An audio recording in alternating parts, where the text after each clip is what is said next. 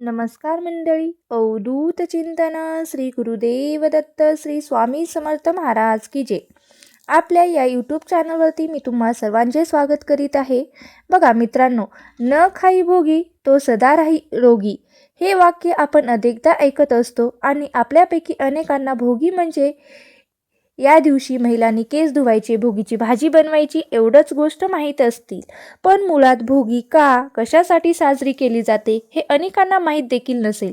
म्हणूनच आज मी या व्हिडिओमध्ये भोगी सणाची संपूर्ण माहिती देणार आहे. भोगी हा संक्रांतीच्या आदल्या दिवशी साजरा होणारा सण आहे. भोगी शब्दाचा अर्थ आनंद घेणारा किंवा उपभोगणारा. या दिवशी हा सण साजरा करीत आपण सर्वांनी आनंद उपभोगायचा असतो, कारण भोगी हा आनंदाचा आणि उपभोगाचा सण मानला जातो.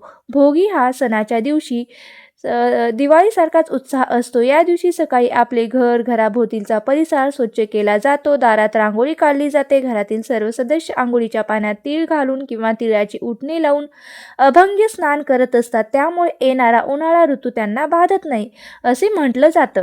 आता या दिवशी नवनवीन कपडे परिधान करतात. या दिवशी सर्व स्त्रिया डोक्यांवरून पाणी घेऊन आंघोळ करत असतात. भोगीच्या दिवशी केस धुवून शरीरातील नकारात्मक शक्तींचा नायनाट करण्याचा संदेश दिला जातो.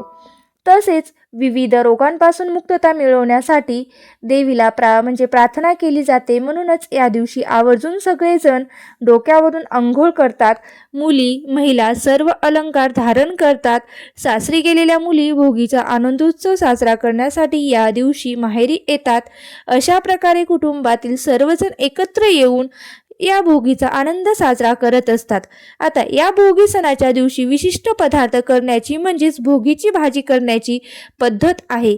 या भोगीला सर्व प्रकारच्या भाज्या एकत्र करून तयार केलेली भोगीची भाजी, यात प्रामुख्याने हरभरा, पावटा, घेवडा, वांगी, गाजर, कांद्याची पात, शेंगदाणा, मटार, फ्लावर, पुन्हा आणखी मेथीची भाजी, कांद्याची पात अशा वेगवेगळ्या प्रकारच्या भाज्या वापरल्या जातात.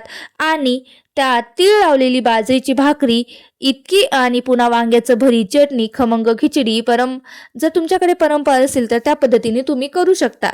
आता भोगीची भाजी ही अतिशय चवदार लागते. यात फोडणीला तीळ असतात. भोगीला ही भाजी सर्वत्र एकत्र केली जाते, मात्र ती करण्याच्या पद्धती थोडीफार काही ठिकाणी फरक आहे. सर्वत्र सारखीच आढळते अशी नाही, तर काही ठिकाणी सर्व भाज्या मिक्स करून त्याची केली जाते आणि काही ठिकाणी भजी या प्रकारामध्ये ही भोगीची भाजी केली जाते.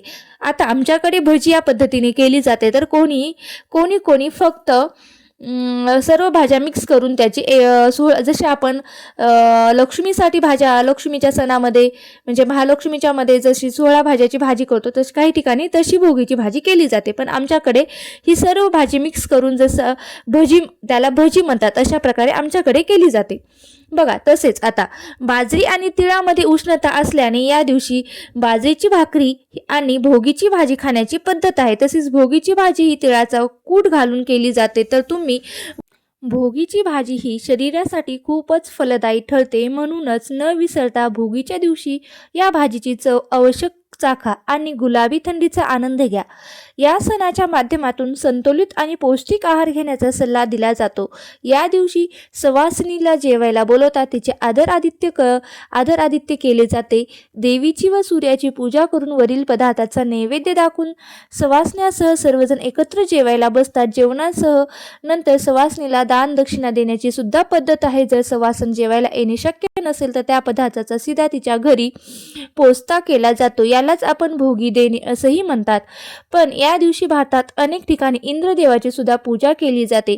या दिवशी इंद्रदेवाची आठवण काढली जाते. इंद्रदेवाने आपल्या धर्तीवर उदंड पिकावी म्हणून प्रार्थना केली होती अशी मान्यता आहे. ती पिके वर्षानुवर्षे पुढेही पिकत राहावी अशी प्रार्थना भोगीच्या दिवशी केली जाते. या दिवशी काही राज्यांमध्ये लहानशी होळी पेटून त्यात काही वस्तूंची आहुती सुद्धा दिली जाते. हिवाळीच्या मोसमात सर्व प्रकारच्या भाज्या येतात. या शेताला नवीन बहार आलेला असतो, त्यामुळे थकलेल्या शेतकऱ्यास थोडासा विसावा लाभतो. मग या मोसमात शेतकरी भोगीची भाजी आणि तीळ मिश्रित बाजरीची भाकरी आस्वाद घेऊन उपहाररूपी प्रेमाचा तो अनुभव घेत असतो। त्यामुळे पुन्हा वर्षभर शेतात काम करण्यास तो सज्ज तयार होतो। मराठवाड्यात भोगीच्या भाजीला खेंगटं म्हणतात। संपूर्ण भारतभर हा सण साजरा केला जातो आणि तसेच आमच्या लातूरकडे या भाजीला भजी असे सुद्धा म्हणतात। या सणांपासून नंतर महाराष्ट्रात सगळ्या सणांना सुरुवात होते। या सणाला भारतभर वेगवेगळी नावे आहेत। तामिळनाडूमध्ये हा सण पोंगल आणि आसाममध्ये बोगली बिहू आणि पंजाबमध्ये लोहरी, राजस्थानमध्ये उत्तरायण म्हणून हा सण साजरा केला जातो। तर काही ग्रामीण भागात हे विशेष जेवण बनवतात। स्त्रियांना कक्षात किंवा त्यांच्या जमलेल्या घरात पुरुषांना प्रवेश नसतो। स्त्रिया पहाटे स्नान करून ठरलेल्या ठिकाणी जमून भोगीची भाजी व भाकरी बनवतात। या हंगामात येणाऱ्या भाज्या आणि वनस्पतीचे धन्यवाद मानण्यासाठी हा भोगी सण साजरा केला जातो।